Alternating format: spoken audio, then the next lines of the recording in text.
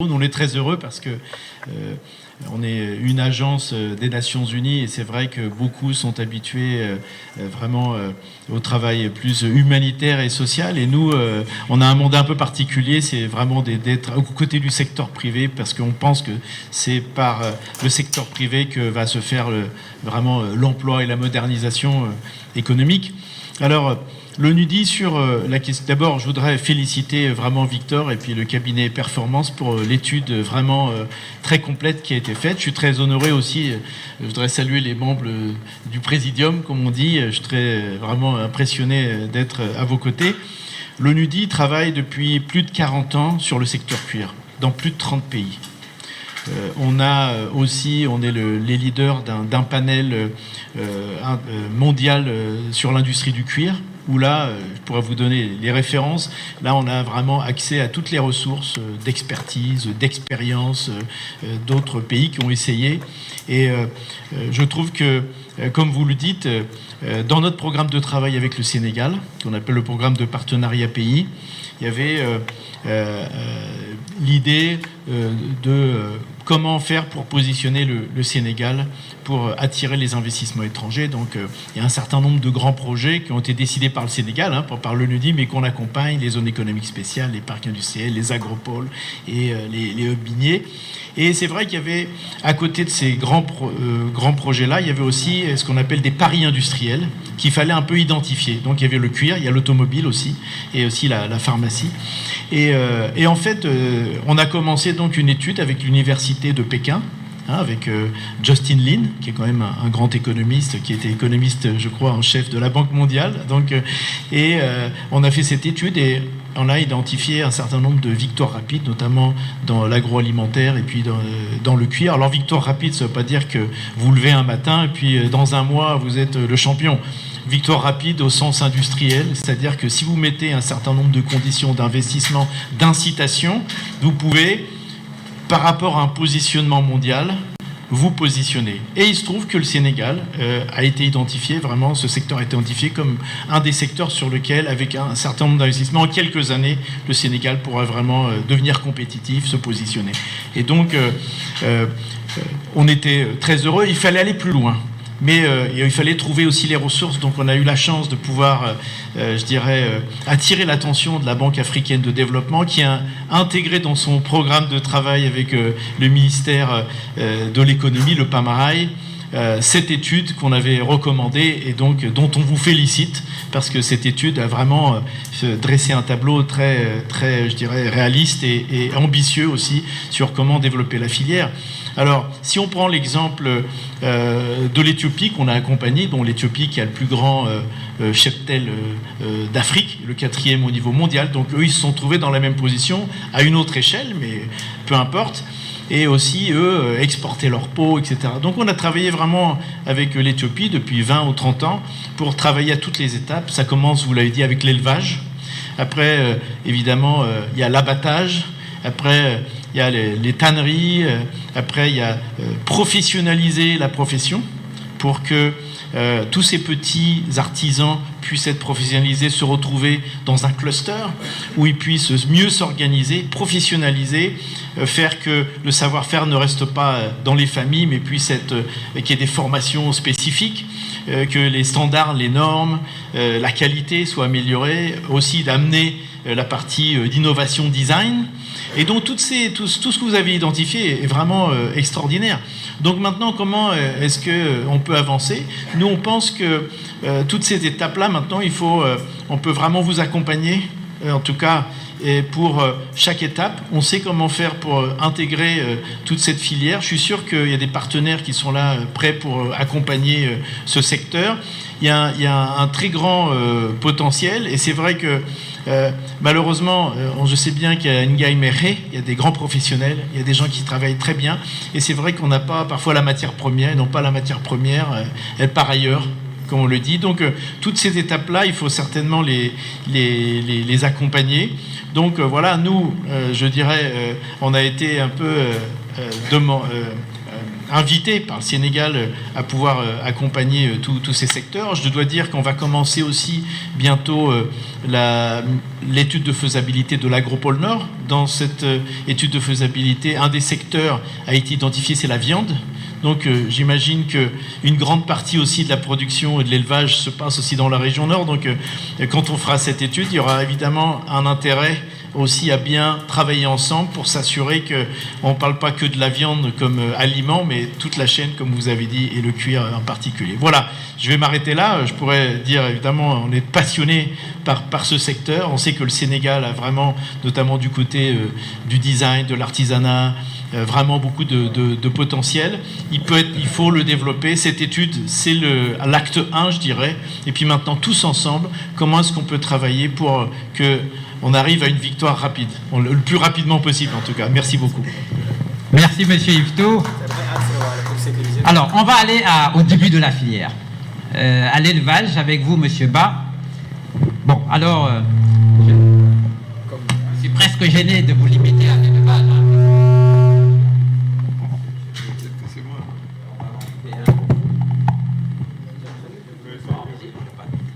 Je suis presque gêné de vous limiter à l'élevage parce que vous avez beaucoup de casquettes. On vous connaît souvent par l'armurerie. Donc, Monsieur Ba dirige les armureries Chéreau. Armurerie dans lequel, d'ailleurs, j'ai vu que vous faites des produits en cuir aussi. J'ai pu voir un certain nombre de gants et de boîtes et autres qui servent pour les dockers et autres. Donc, j'imagine que c'est un prolongement aussi de votre amour pour la filière. Hein. Vous avez été, comme je disais, très jeune, un acteur important de notre seule industrie intégrée de Bata en tant que directeur commercial. Donc vous avez pu vivre comment une industrie, on a pu avoir une vraie industrie de la chaussure au Sénégal. Mais surtout aujourd'hui, vous avez mis en place tout un élevage moderne, vous nous en parlerez peut-être, hein, et vous êtes le président de l'ANIPL, qui est la grande association au Sénégal qui regroupe donc tous les éleveurs et les acteurs de la production laitière. Et je crois qu'il y a à peu près un mois, vous avez fait pour la 3e année une des grandes opérations dont on est très fiers au Sénégal, c'était de faire venir, vous nous en parlerez mieux, je pense, 1 millier de bêtes venant d'un peu partout, notamment du Brésil. Et il y a tout un travail de fond qui est en train d'être fait sur la modernisation de l'élevage donc, que vous pilotez. Il nous faut un élevage moderne pour sortir des pots de qualité. On l'a vu. Est-ce que c'est possible? Quand on voit l'élevage sénégalais, on se rend compte que c'est quand même pas simple.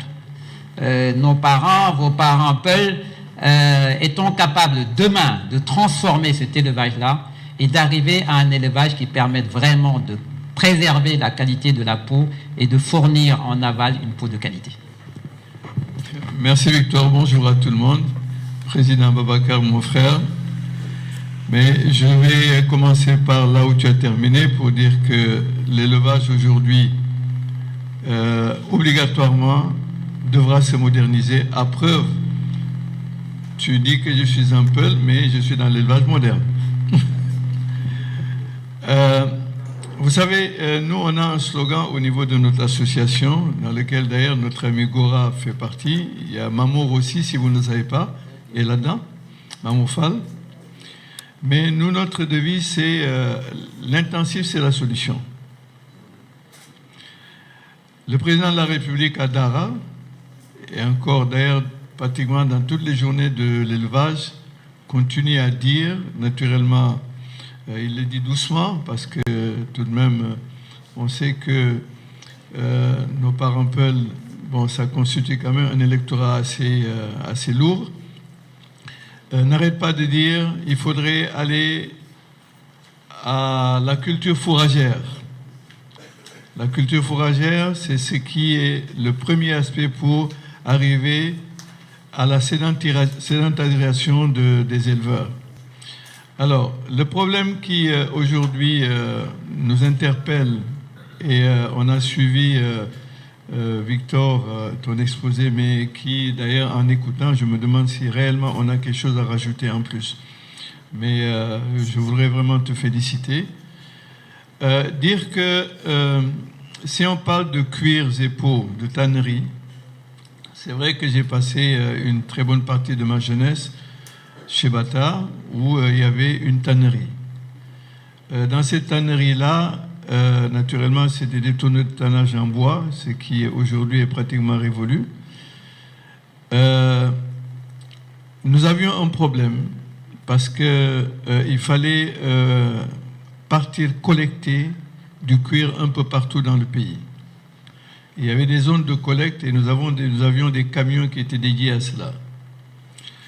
Bon, le problème fondamental que nous avions, effectivement, Victor, tu l'as dit et répété, mais c'était le problème des marquages.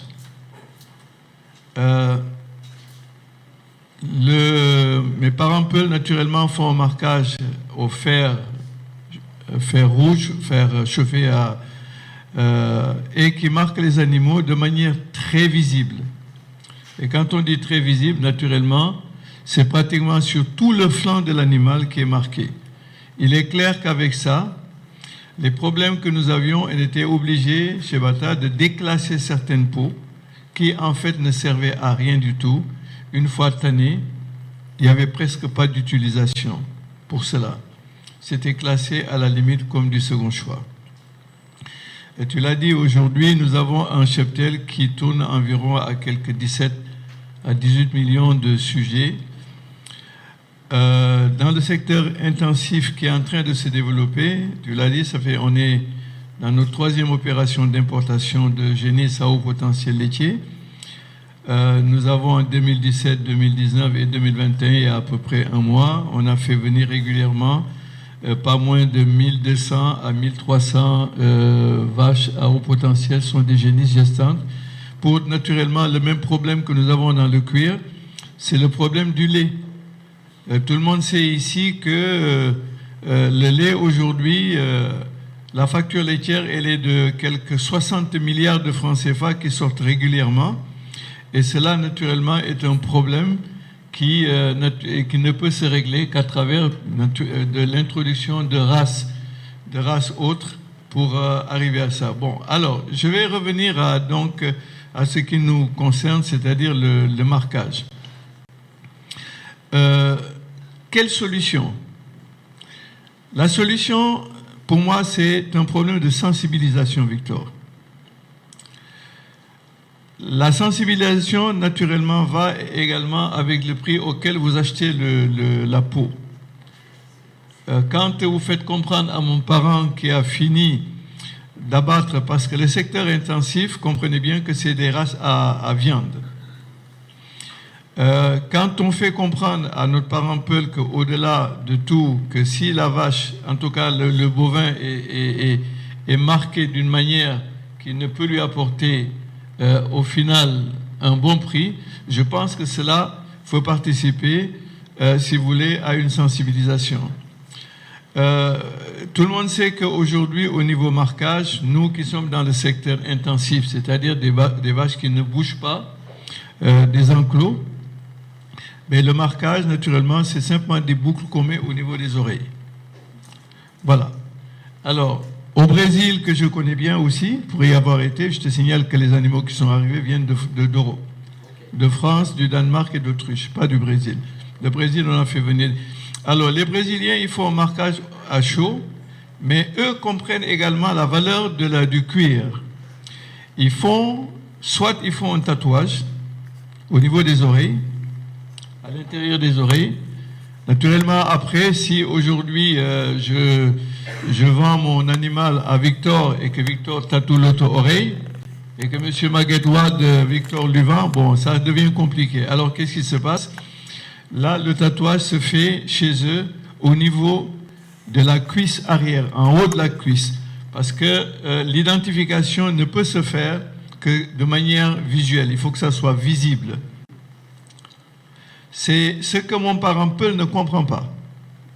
Mon parent Peul, lui, il a un système qui est rudimentaire. Il prend son sabre, il le chauffe à rouge et naturellement, il lacère tout le flanc. Et chacun a sa manière de faire identifier son animal de manière que, vu de loin, qu'on puisse savoir que celui-ci appartient à celui-là, etc., etc. Cela est un problème qui existe dans ce pays-là.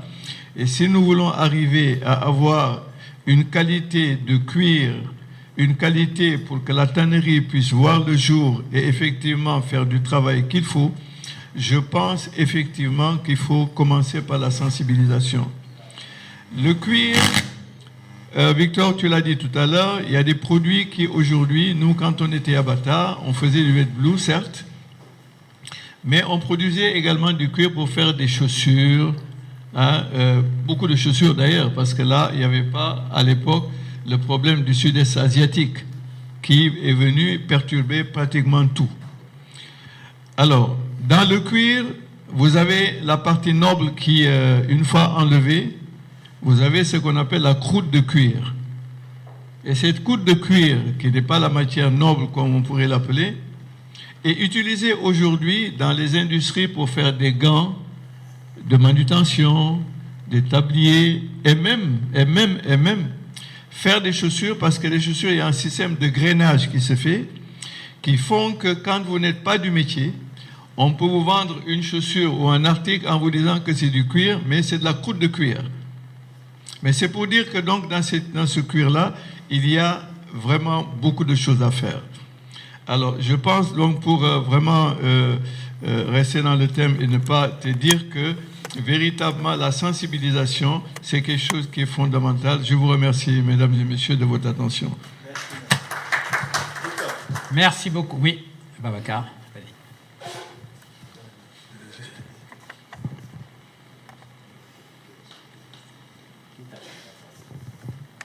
Bon, le président me signale qu'on est en direct sur 2STV. Voilà, bon.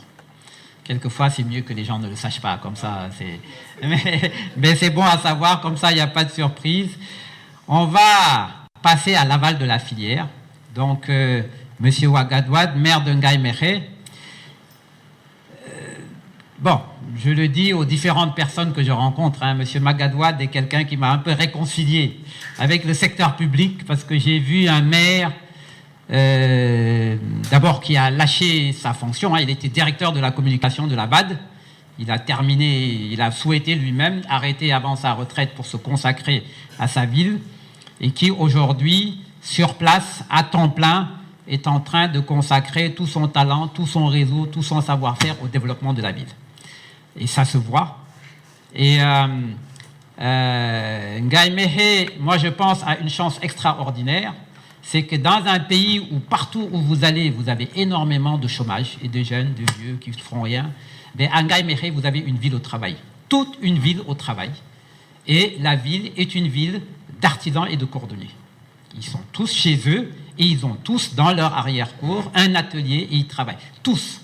C'est une chance extraordinaire. Et tout comme on a des clusters dynamiques qui ont fait le cuir en Italie, Ngaïmékhé est appelé à être un de nos grands clusters, il l'est déjà, mais un des grands acteurs de notre filière cuir de demain. Alors, comme on l'a dit dans la stratégie, ça suppose quand même que l'artisanat se rénove. Et il nous semble que quand on a écrit qu'il nous faut demain quelques clusters pilotes innovants, Ngaïmékhé a vocation à être l'un d'eux. Mais ça voudra dire arriver à avoir une production de meilleure qualité, des gens mieux formés, peut-être des compétences de design plus importantes, peut-être des modes de travail différents. Monsieur Yvetot évoquait tout à l'heure, c'est un des exemples intéressants de l'Éthiopie. De plus en plus d'artisans qui ne travaillent plus en arrière-cour dans leurs ateliers, mais qui travaillent dans de grandes halles, dans le cadre de coopératives, où ils sont tous dans un même endroit et où ils se concentrent sur la production et toutes les autres fonctions de marketing, de design et autres sont organisées et prises en charge par des fonctions support. C'est comme ça que sont nées les grandes industries européennes et dans le monde. L'industrie textile française, c'était des petits ateliers. Et progressivement, effectivement, des grandes maisons de commerce ont commencé à sous-traiter à tout un tas d'artisans et progressivement les ont intégrés dans leur production, et c'est comme ça que des grandes unités sont nées. On a besoin demain aussi que naissent de grandes unités, de grandes marques et de grands champions à partir de Ngaïmékhé et un peu partout. Cette transformation est-elle possible à Ngaïmékhé et comment? Merci Victor et salut aux téléspectateurs de DSTV. J'étais en train de faire une petite manœuvre pour corriger le nom de Mékhé qui est ma passion. Et je félicite le CIS avec le président Babacar Ngom ici présent et le cabinet Performance et Victor pour son excellent travail, pour la stratégie. Alors tout d'abord, oui, c'est possible. D'abord parce que la volonté politique est clairement exprimée au Sénégal, d'abord par le chef de l'État, son Excellence le président Macky Sall, vous me permettrez, parce qu'il est venu lancer la journée nationale de l'artisanat à Ngaye Mékhé le 22 décembre 2014. Ensuite, parce qu'il y a une stratégie. Votre stratégie, elle est excellente. Et il faudrait maintenant, dans la territorialisation des politiques publiques, que l'on puisse avoir une stratégie locale synchronisée à cette stratégie. Et oui, c'est possible parce que si on fait du benchmarking et qu'on regarde ce qui se passe ailleurs, je prends le Maroc tout simplement, il y a eu d'abord des ateliers. Ensuite, il y a eu la Banque populaire du Maroc qui a accompagné les artisans. Et il y a eu cette mutation qui a amené une transformation structurelle pour devenir aujourd'hui des grandes industries. Donc au Sénégal, c'est possible et je suis très heureux d'être là en face du secteur privé. C'est possible avec le secteur privé. Et il faudrait que le secteur privé puisse, dans le cadre de la diversification, parce que ce qui se passe au Sénégal, quand on diversifie, on va souvent vers l'immobilier. Il faut qu'on diversifie également vers l'industrie, mais que l'État crée un cadre incitatif, que l'État crée un outil de financement dédié. Et il faut qu'il y ait une coopérative ou une union des coopératives, de l'artisanat, et qu'il y ait des lignes de financement dédiées. On a parlé du financement étranger direct et indirect, mais le financement national aussi. Et la bonification également. Et ça peut être des taux d'intérêt, même si c'est une coopérative. Oui, une fois que ces conditions réunies pour réduire les coûts des facteurs et qu'il y ait, parce qu'on ne met pas son argent si on ne gagne pas, on met ses billes pour gagner, avec l'accompagnement des partenaires techniques et financiers, c'est possible. Et nous avons déjà enclenché le processus au niveau de Ngaye Mékhé. Le processus a été enclenché en disant nous voulons devenir un cluster industriel dans le secteur des peaux et cuirs. Et l'État nous a accompagnés, nous disposons de l'ensemble des infrastructures qu'il faudrait agréger maintenant. Et vous l'avez dit tout à l'heure, la Banque africaine de développement a envisagé le 22 décembre de ce mois de lancer les travaux pour plus d'1,350 milliard pour la construction d'un centre de formation au métier peaux et cuir, unique en Afrique. Et j'ai souvent le plaisir de dire que ce centre ne sera pas uniquement sénégalais. Nous voudrions que ce centre soit africain pour qu'on puisse accueillir les meilleurs de l'Afrique et qu'ils puissent apprendre chez nous. Oui, c'est possible, parce que nous avons un lourd héritage d'artisanat. Nous avons le savoir-faire. Nous sommes à une position géostratégique unique et nous avons les outils et les infrastructures. Oui, c'est possible, parce que nous sommes en train de matérialiser dans notre vision de municipalité la territorialisation des politiques publiques. Maintenant, oui, c'est possible, parce que nous avons le label Ngaye, Dalungaï, Serungaï, Panyangaï, donc le Dalungaï, qui aujourd'hui a ouvert les portes à une commande qui peut devenir dans quelques temps une commande publique. Donc ce qui nous manque maintenant, c'est simplement les pots. Tant qu'on n'a pas de pots, ce n'est pas possible. M. Ba vient de dire quelque chose de très intéressant. J'allais même lui poser la question, pourquoi on tarde à interdire l'exportation des pauvres? Est-ce que c'est le mania des éleveurs, le lobby des éleveurs qui force la main du ministère de l'élevage ou non? On n'a pas de tannerie dans ce pays. Les Wet Blue ne parviennent pas à approvisionner suffisamment les ateliers. Et le Wet Blue est destiné à approvisionner un marché étranger, le marché italien, portugais ou malaisien, etc. Il faudrait que l'on ait des matières premières, nous avons nos pots, que nous puissions transformer même en semi-fini nos pots. Mais aujourd'hui, le gros problème de la cordonnerie des pots et cuirs, c'est des pots. Et pour avoir ces pots, il faut des tanneries. Et il y a eu des expériences, mais avortées dans la plupart des cas. Et les deux tanneries qui fonctionnent, je ne les appelle pas des tanneries. C'est des usines de transmission de notre matière première vers l'exportation. C'est du Wet Blue. Et donc, il faut qu'on ait de grandes tanneries qui peuvent faire jusqu'à 300 000 pots par mois. et qu'on ait, nous, maintenant, en tant qu'Africains, c'est ça la transformation structurelle véritablement, qu'on ait des tanneries végétales. On peut avoir dans ce pays une vingtaine de tanneries végétales et qui utiliseront évidemment du végétal pour aller vers du bio.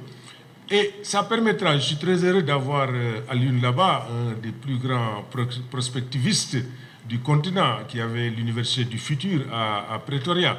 Et si nous voulons nous projeter dans le futur, nous devons essayer de nous positionner là où nous serons plus compétitifs que les plus forts. Ça veut dire nous devons avoir à Mékhé dans ce cluster que nous avons déjà envisagé une usine de teinture végétale. Vous savez, les produits, le Ndougour, le Néou, le Wool, nous pouvons faire des choses extraordinaires que les Européens ne peuvent pas faire.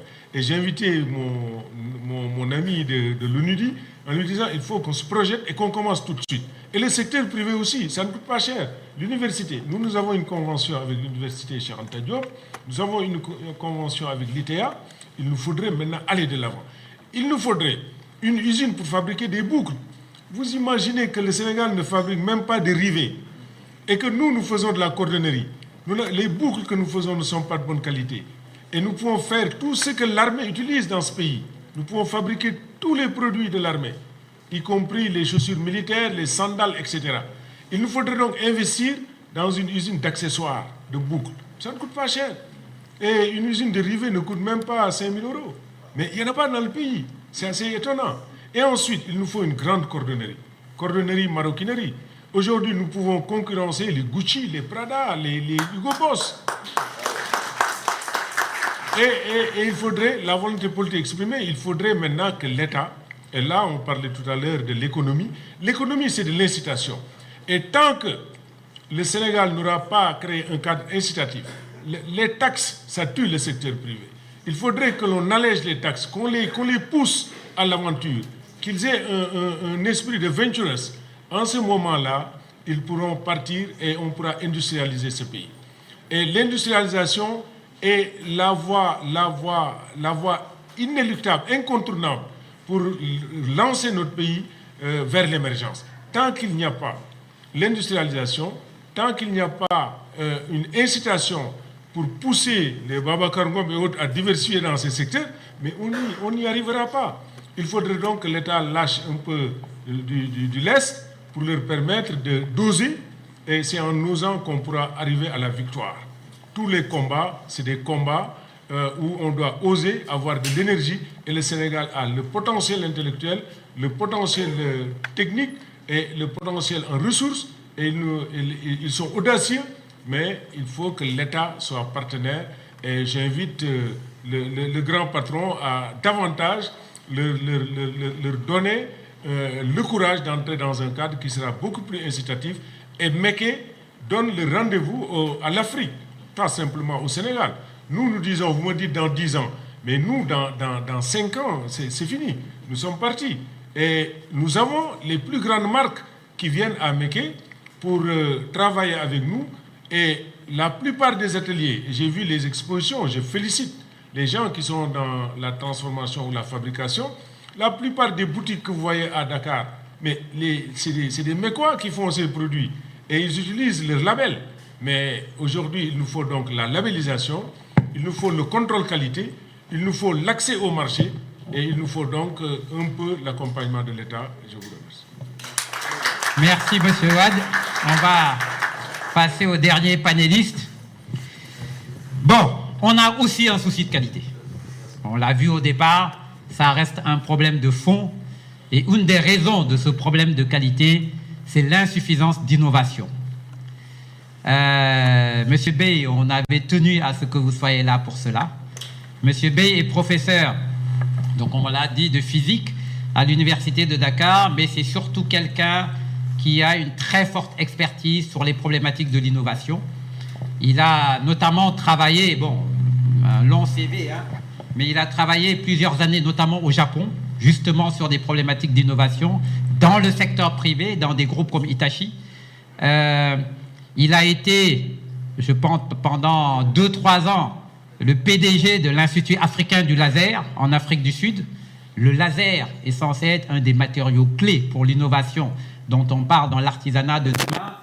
les problématiques de pigments, vous connaissez très bien. Vous connaissez très bien vous-même la filière pour avoir piloté une excellente étude qui a été faite il y a quelques années sur la mise en place de zones industrielles artisanales à Touba. Donc, comment faire en sorte pour injecter plus d'innovation et tirer des filières cuir vers le haut? Merci Victor. Je remercie donc le Club des investisseurs sénégalais pour l'invitation. Et je souscris à vraiment la belle présentation que vous avez effectuée et les observations donc des panélistes si présents. Je ne reviendrai pas sur tout ce qui s'est dit, hein, je seconde. Mais par contre, je voudrais insister sur 2 ou 3 points que j'estime essentiels. Pour que tout ça marche, il faut une cohérence de l'ensemble des démarches et des activités. Et il faut que tout ça soit compétitif. Alors, quand on part de l'élevage, avec la nécessité de stimuler, avec la nécessité d'éviter, disons, des maltraitances qui pourraient résulter d'une mauvaise qualité des cuirs. Quand on arrive à l'abattoir, les techniques de dépeçage, de conservation, tout à l'heure, M. Ba a parlé de collecte des cuirs, enfin des peaux dans les différents endroits. Vous savez, il suffit de très très peu de temps, quand vous collectez une peau qui est mal dépecée et qui présente encore quelques résidus de viande, quand le processus de putréfaction a démarré, c'est terminé. Le cuir, il sentira tout le temps. Vous ne pourrez plus le traiter. Donc, il y a tout un tas de préalables. Et s'agissant de l'élevage, qui parle d'élevage, parle d'aliments de bétail, si on parle de stabulation. Alors, c'est pas à M. Gomme que j'apprendrai la problématique de l'aliment de bétail. Mais l'approche que nous avons, c'est qu'on raisonne toujours en chaîne de valeur, en approche systémique et en transversalité. M. Gomme a besoin de maïs pour faire ses aliments de bétail. Monsieur X a besoin de produire du maïs pour vendre à M. Ngom. Moi, je regarde qu'est-ce qui est transversal. Alors, dans ce maïs, avant que ça arrive à M. Ngom, je veux récupérer d'abord de l'huile de maïs à partir du germe. Je veux récupérer de l'amidon. Et avec le résidu, je peux améliorer la qualité avec des protéines qui viennent des écorces de soumpe et le vendre à M. Ngom. Il sera concassé, ça lui évitera même l'étape mécanique de concassage pour faire ces mélanges. Mais l'huile de maïs et l'amidon qui est récupéré est beaucoup plus cher que la totalité du produit que je vends à M. Ngom. Pour moi, c'est ça la chaîne de valeur. C'est-à-dire que le maïs, c'est dans sa totalité qu'il faut, par rapport à, je ne regarde pas simplement la filière cuirs et peaux, et on le verra tout à l'heure au niveau des tanins, et des colorants. Donc, le regard que je porte va au-delà de la filière. C'est la filière et tous les aspects transversaux de toutes les autres filières qui sont concernés. Maintenant, pour être compétitif, il faut régler le problème de la maîtrise de l'énergie de qualité au plus bas coût. J'ai avec mon ami Dr Lamine Ndiaye aidé à ce qu'ils mettent en place au niveau des abattoirs de la Sogas le biodigesteur qui fournissait 50% de l'électricité. Les abattoirs, c'est un élément de la filière. Régler le problème de l'électricité par le traitement des déchets pour faire du biogaz et pour fournir de l'énergie, c'est de la compétitivité. Alors, maintenant, pour que la filière se développe vraiment, un des aspects sur lesquels je vais insister, Monsieur Wade a parlé tout à l'heure de la nécessité d'avoir une usine pour fabriquer des tanins et des colorants bio. Et ça, c'est la science et la technologie qui vient apporter ce plus. Toutes les ressources végétales que vous avez sont capables de fournir des colorants naturels. Les fleurs de bougainvillier, là, le houle, comme il en a parlé, le bissap. Mais quand on va mettre cette usine en place, pour être le plus compétitif possible, après avoir réglé les problèmes d'énergie, basés sur un mix d'énergie renouvelable, basé sur l'utilisation directe de vapeur d'eau à partir de concentrateurs solaires pour faire de la vapeur d'eau, parce que dans les process industriels, la vapeur d'eau est un élément extrêmement important, mais on n'a pas besoin de chaudière pour utiliser l'électricité ou le fût pour faire de la vapeur. Il faut le produire directement à partir d'énergie alternative. C'est ça la compétitivité. Maintenant, les tanins et les colorants qu'on va extraire, mais il va falloir utiliser des techniques innovantes d'atomisation et de lyophilisation qui sont connues. C'est des procédés avec lesquels on fabrique à partir du café le Nescafé, la poudre. Si vous voulez envoyer 1 tonne de concentré de bissap liquide, vous allez payer énormément de fret. Si vous investissez dans la lyophilisation ou l'atomisation, vous avez de la poudre qui pèse 10 ou 100 fois moins, donc vous avez moins de fret à payer. Et le produit sera plus efficace à l'utilisation en territoire ou en tannage. Et vous savez, vous prenez, je disais tout à l'heure quand je discutais avec M. Wade, vous prenez le badamier, qui est le guerre-tétois. Les feuilles de badamier ont régulièrement une maladie qui leur donne un aspect brun et non vert. C'est la gale du badamier. Mais cette gale-là, sur cette feuille-là, c'est une espérance possible pour le cuir. Donc, vous savez, la nature fait toujours des choses merveilleuses et c'est la science et la technologie qui permet de connaître les propriétés de ces éléments de la nature et c'est ça qui nous permet de vivre dans un environnement non perturbé pour préserver les ressources et éviter les pollutions. Et c'est là où la science et la technologie viennent au service de l'humain pour le bien-être et la protection de l'environnement. Et nous sommes prêts avec nos équipes à travailler avec l'ensemble des investisseurs et des industriels pour ouvrir les perspectives justement de nouveaux marchés, de nouveaux produits, parce que tout ce qu'on fait, c'est pour l'amélioration des procédés de production, mais c'est aussi pour la production de nouveaux produits diversifiés, aussi bien pour remplacer les produits importés que pour envoyer des produits, disons, à l'export. Le label Sénégal doit s'appuyer sur des ressources qu'on ne trouve qu'au Sénégal pour fabriquer des produits que personne d'autre ne peut fabriquer, parce que le produit, c'est les produits du terroir. Je vous remercie. Peut-être juste un mot de l'innovation dans l'artisanat. Vous avez dirigé le Centre africain du laser. Un petit mot là-dessus, parce qu'on a de vrais problèmes d'innovation aussi dans l'artisanat. Peut-être un mot, oui. Alors, justement, l'artisanat a besoin d'une transformation structurelle. D'abord, qui passe par une maîtrise des problèmes de métrologie. 1 cm,25, c'est pas 1 cm,1. Or, nos artisans, ils ont l'habitude de faire une table, il y a une différence de 1 cm. Oh, c'est pas grave. Non. La métrologie, c'est un problème de qualité. Ensuite, utiliser un laser, qui est un outil moderne, pour faire de la découpe, pour faire du marquage, de la gravure.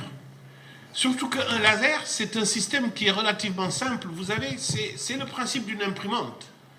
Vous avez un fichier numérique avec une image quelconque. Vous l'imprimez sur du papier avec un stylo. C'est l'imprimante classique.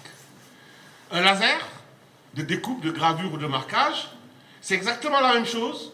Vous avez un fichier numérique, vous envoyez la commande et à la place du stylo qui dessine sur une feuille, vous avez une pointe laser dont les spécifications permettent, en fonction de la puissance, de la longueur d'onde, etc., de découper, de marquer ou de graver sur n'importe quel objet, que ce soit du verre, du métal, de la céramique, du cuir, etc. Voilà un peu. Et quand j'ai dirigé le Centre africain des lasers à Pretoria, d'abord j'ai aidé à créer ce centre parce qu'en fait, l'Afrique du Sud venait l'apartheid venait de tomber. Et Nelson Mandela avait pris la présidence et le National Laser Center d'Afrique du Sud allait être fermé parce que son travail, c'était l'enrichissement de l'uranium pour la bombe atomique. Donc, il n'en voyait plus la nécessité et les ingénieurs commençaient à partir. Et je dirigeais une délégation de scientifiques et j'avais d'ailleurs une double casquette parce que c'est le ministre Major Diouf qui devait diriger la délégation officielle pour un partenariat US-Africa dans le domaine des matériaux et des substances. Et j'étais donc le scientifique qui coordonnait l'équipe africaine. Et quand on a signé les accords pour créer les International Material Institute, donc il y en avait aux États-Unis à peu près 5, dont un en Princeton, un à Santa Barbara, etc. Et j'ai demandé au ministre Major Diouf qui ne pouvait pas venir, est-ce qu'on peut avoir un rendez-vous avec le ministre Ben Bogale? Parce qu'il ne faut pas qu'il ferme ce centre africain des lasers, ce National Laser Center. Nous, Africains, on n'est pas encore équipés. Et le président Mbeki est en train de parler de renaissance africaine. Il faut quelque chose de concret, qu'il donne à ce centre une dimension continentale. Ça, c'est un exemple concret de contribution de l'Afrique du Sud à l'Union africaine. Il m'a trouvé un rendez-vous. Je suis parti avec mes collègues de l'université de Leeds. Nous avons rencontré le ministre. On lui a dit, écoutez, nous, on a des lasers qui tombent en panne. On attend des ingénieurs des États-Unis, 6 mois, 1 an, qui viennent. Des fois, ils viennent, des fois, ils ne viennent pas. Et pendant ce temps, on ne peut pas travailler. Or, vous savez non seulement faire la maintenance des lasers, mais vous savez même en fabriquer. Mais dans le cadre de la Renaissance africaine, ce centre va travailler avec l'ensemble des institutions africaines qui travaillent dans les lasers. Et vous nous aidez à former nos techniciens qui seraient capables de faire de la maintenance, mais nos médecins qui rechignent à acheter par exemple des lasers pour faire des opérations de glaucome ou de colite néphrétique, etc., tout ça, mais s'ils ont des techniciens qu'ils peuvent avoir embauchés pour pouvoir s'occuper de la maintenance, mais ils ne vont pas rechigner. Donc, en nous aidant à former nos techniciens, vous ouvrez le marché africain parce que c'est des lasers fabriqués en Afrique du Sud que les Africains vont acheter. Et ça va être sur la base. Quand vous nous envoyez un ingénieur ou un technicien, vous payez le transport, on le prend en charge en living expenses. Quand on vous envoie des stagiaires, on paye le billet et vous les prenez en charge là-bas. Le ministre s'est levé. Il est venu me faire l'accolade en me dit « This is the first time I see an African word coming to my office without begging. You're talking about equity. I buy the idea. » Et il a appelé tout de suite le député ministre. Il dit « Organisez ça et on va créer le Centre africain des lasers. » Donc c'est comme ça qu'on l'a monté. Et c'est comme ça que j'ai mis en place des programmes pour introduire le laser dans l'artisanat et les découpes laser que vous voyez dans la menuiserie métallique, les traitements de surface pour la menuiserie métallique, tout ça. Et bon, c'est le résultat donc de cet effort que j'ai apporté. Merci beaucoup, professeur May. Merci à tous nos panélistes. Bon, on va passer à l'autre étape. Désolé, on a pris un peu de retard parce que pour nous, c'est une étape clé, pouvoir échanger avec le public. Entre-temps, un certain nombre de personnalités nous souhaitent la bienvenue. Il y a notamment, je crois, Madame Sy, son Excellence, qui est notre ambassadeur en Espagne. L'Espagne qui est aussi un des grands pays de la mode. Désolé, on parle toujours de la France, mais il y a l'Italie, il y a l'Espagne, il y a le Portugal, qui sont des pays européens qui ont vocation à être aussi demain de vrais partenaires pour développer ce hub africain du cuir dont on rêve pour le Sénégal. La parole est au public. Il nous reste environ 3 quarts d'heure. Le principe, c'est vraiment des interventions courtes, mais nous avons la chance d'avoir beaucoup d'acteurs importants du secteur. Et pour nous, c'est extrêmement important que vous ayez la parole. On n'a pas pu mettre des acteurs du privé, maroquinier et autres dans le panel, parce que vous êtes là et il nous semble important également qu'on vous écoute et que vous nous disiez comment est-ce qu'on pourrait ensemble créer